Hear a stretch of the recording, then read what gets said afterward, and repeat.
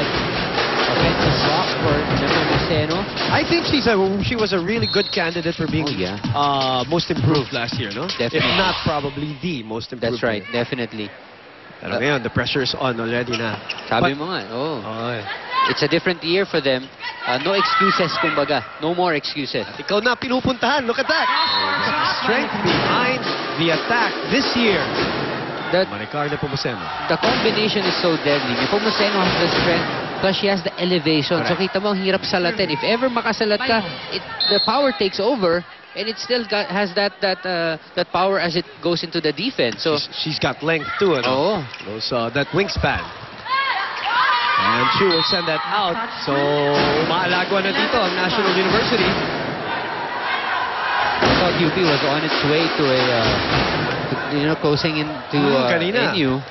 But after the 3 points they scored, again NU stepped on the gas pedal. All of a sudden, it's now a 7-point lead. Puro si Byron ang sumuserve para dito sa National University. Southland goes cross court. Sa libad, Sante. Handled by Araneta. Palad. And a free ball for National University. Guess who they're gonna go to? Cuevas takes it. Chu again. Checked. Ramos on the second touch. Byron will go back to Maricar. Maricar. And Chu, the longest rally. Ooh! Nagsasanay pa. Ito si Palad, maging setter para sa UP. Sama, no, na it ends on that error. Las Marias now will come in for Chu as we go to Stephanie C to learn more about UP and their coach. Go ahead, Steph. Well, with a clean slate and nothing to lose, the UP Lady Maroons are looking forward to start of the season on a high note and with a positive mindset. Coach Jared said that it's important for the team to have mental and emotional toughness. That's why the girls plan to start strong and to finish even stronger. Speaking of Coach Jared, even if it's his first year of coaching for the UP Lady Maroons, he's no stranger in the volleyball scene because he's been the assistant coach of the team for 5 years straight.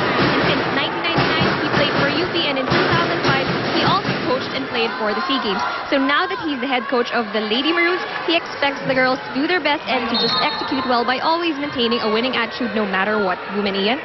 Thank you very much, Steph. No spring chicken, as they say. Coach Jared went to the SEA Games, coached and played at mula 99. 5 taon naglaro para sa Universidad ng Pilipinas. Pasok pa rin yan. At ito talagang on a roll. Everything going right for any Lady Bulldogs. Sante, Saliba is doing the right thing. You can't always go to Nepomuceno. You always have to give the other players, their touches, especially in the opening set. And then you find out kung sino mainit na player, and for the side of everyone that she goes to just produces the points. Confusion here on the UP side. Las Marias unable to receive properly, and 16-5. NU off to a quick start. 5.